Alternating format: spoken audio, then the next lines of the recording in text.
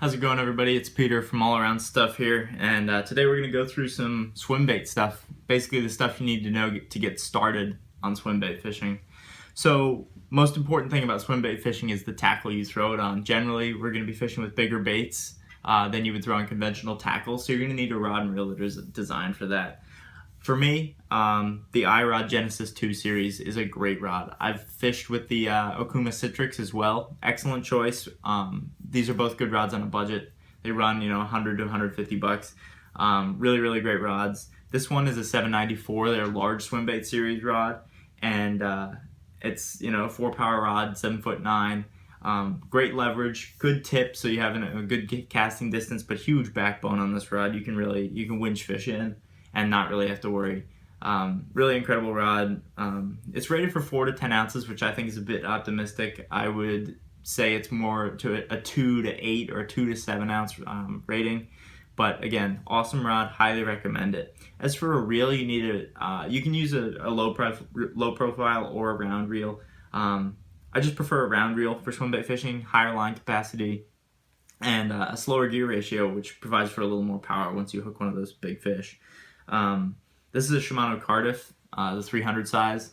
You can, the Shimano, the Calcutta is a great rod. The Corrados are also an excellent choice for swim bait fishing just because they have that high line capacity. But a 300 or a 300 or 400 or 3000 or 4000 series reel is definitely necessary just because higher line capacity.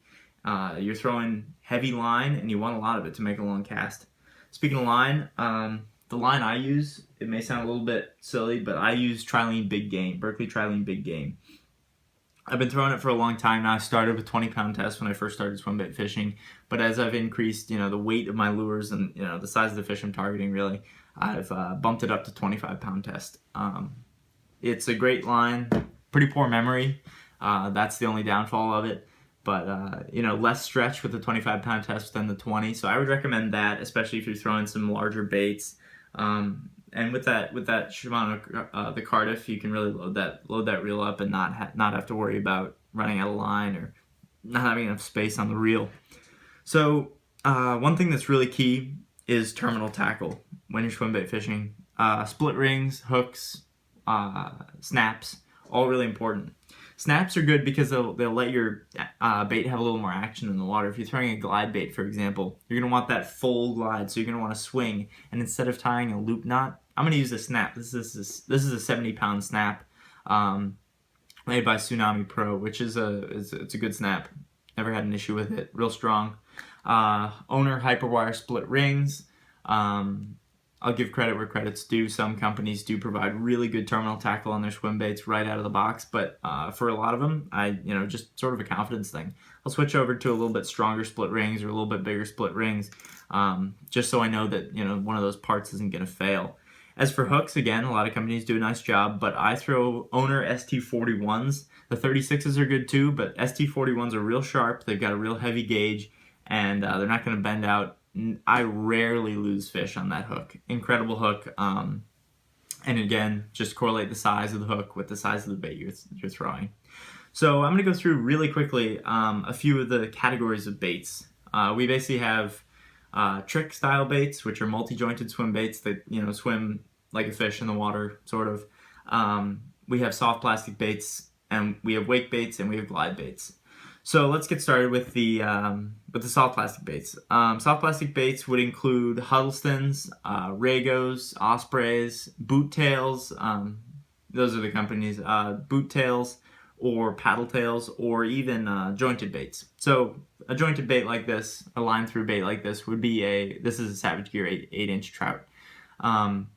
The line through design is where the line goes in through the nose and comes out through the top or the bottom, depending on the bait and how you rig it. And you have a treble hook that's pinned into the back of the bait, into the body, and that releases. So basically, when you hook a fish, they're going to get hooked on this treble, and that bait is going to slide right up the line, so that not only will it not be damaged, but it'll also not let that fish get leverage to throw the bait. Because basically, with these larger swim baits, if that fish gets a good head shake in, there's a good chance they're going to throw the bait, just because they have so much weight to toss around and get those hooks freed up. So that hook just pins right into the back. Just for an example, where it hooks into the belly. This is a floating one, a 6-inch. This is a fantastic bait. The floating line through is a great option as a little topwater bait. The 6-inch is a much smaller bait than the 8-inch, as you can tell. But again, super effective. This one is hooked on the bottom. Just wanted to show you that. The next style of soft plastic is a boot tail. So the Rago series or Ospreys have the traditional boot tail that you'd find on like a Bass Tricks or the hollow body swim bait. But Huddleston makes their signature, their signature tail, which is this this paddly kind of tail. I don't know what to call it. It's just the Huddleston tail, and it's got a real slow whoom, whoom, whoom, back and forth underwater. Dragging a Huddleston's a great way to catch fish when they're feeding a little more slowly, just because the water's colder or what have you, or in the summer. They make a 6-inch, an 8-inch, and a 68, which is basically just a 6-inch bait with the tail of the 8-inch. And they're actually releasing a 10-inch Huddleston coming out soon. I'm yet to catch a fish on the 8-inch HUD, so I'm not going to be investing in a 10-inch HUD. I had an 8-inch HUD, ended up breaking it off, which was really rough, but oh well. So I throw the 6-inch and the 68. This bait, for example, has caught 20 to 25 fish. It's all torn up. That bait's a mess. Awesome choice. One thing you really have to have when you're throwing soft plastic baits is something called Mend It. This is a chemical that melts the plastic, so you can basically cut open your bait, rearrange the harness or whatever you need to do, and seal it right back up. If it gets torn up by a fish, you can just fix those tears in the bait with Mend It. Let it cure for a minute or two, and you're back on the water. Excellent product and a must-have for soft plastic swim bait fishing, especially when you're investing a decent amount of money into a soft plastic bait. You definitely want to catch more than 3 or 4 fish on it. Moving on to hard baits, the trick style baits that I mentioned include the BBZ series, the BBZ1, not only their 2.5-inch shad, their 4-inch shad, but also their 6-inch and 8-inch, the BBZ1 original swim baits. Those are all awesome choices. The triple trouts, the Mike Booker bull shads, Roman made tricks, all those baits fall into this category where they have multiple joints, no bill, and they just swim through the water, sort of like in a natural motion. BBZs are a great option. That's kind of what started me in swim bait fishing, was this bait right here, this 6-inch BBZ, which you can tell has seen its fair share of fish. I've caught a ton of fish on this bait. And then you have the 8-inch as well. I've owned a couple of the 4-inch shads, also an excellent bait. But as far as swim baits go, I prefer a little bit bigger bait, just to target some of the larger fish. Biwa, a company that has really grown in the past couple of years, has released their 7 series and their S-Trout series. This is a Biwa 7, one of the smaller ones. Again, 7 joints, really lifelike action. That kind of falls into that hard bait category as well. Multiple joints, natural fluid swimming motion. Really cool baits. The next style I'd like to talk to you about is the wake baits, or a crank down or a wake style bait, which includes tsunamis, Pat's perches, slammers, and many other baits out there. The arbogast, they have one. There's a whole slew of these style baits. Basically, what it is just a wooden bait with a joint or 2 joints and a bill on the front that basically allows it to swim or wake across the surface. The MS Slammer is a really good investment for a beginner swim bait fisherman. Again, I started, it was one of my first baits was an MS Slammer. Now I've got 3 of them. I have a black one for night fishing, a perch one for when I'm up north here in Connecticut fishing for fish for smallmouth and largemouth up here, and then I have a hitch colored one if I'm fishing a lake that has more shad colored bait fish, especially down south when I'm at school. So MS Slammer is an awesome bait. One thing you have to keep in mind is that they do vary in action. So one bait to the next will have a very different action. For example, my hitch colored one will dive 3 to 4 feet if I crank it nice and hard, while the perch one will stay right on the surface and have a really wide flopping action on the surface, which is really something I do like. I've caught a lot of big fish on slammers, and I really like fishing with them. Really fun bait to fish. You can catch fish on them no matter what you're doing with them. Excellent bait. Another wake bait that's awesome is the WSB Rat. This is a rat bait. There's tons out there. BBZ released their rat bait recently. a Nez rat, the DS attack, the DS rat. There's tons of them out there, but the WSB I find is one of the best. This thing makes so much noise when you're fishing with this at night. I mean, listen to that. Makes such a racket that fish basically, they can't cover their ears. They're just gonna come up and slam it, trying to kill that thing, so it stops making all kinds of noise. Fantastic lure, really, really durably constructed. Got a nice bill on the front there, the coffin-shaped bill, which pumps out a huge wake. You can put a soft plastic tail on the back, or with the newer style ones like this one that I've yet to get painted, you can put a feathered treble on the back. This is the 175 size. If you're on Tackle Warehouse checking stuff out, you'll see that the 125 size is available. It's a smaller company, so I was really impressed when they did release their baits onto Tackle Warehouse. That was really cool. But the 175 is a little harder to find, and it's definitely a different caliber of bait. A lot bigger wake, a lot more noise, and it'll attract some huge bites, especially at night. So those are my wake baits, and now we're going to move on to glide baits. So glide baits are basically single jointed baits that have a wider sort of curving action, and basically when you give them a twitch, they'll jump off to one side. They'll kind of dart off to one side and flash the side, or even make a full turn in the water.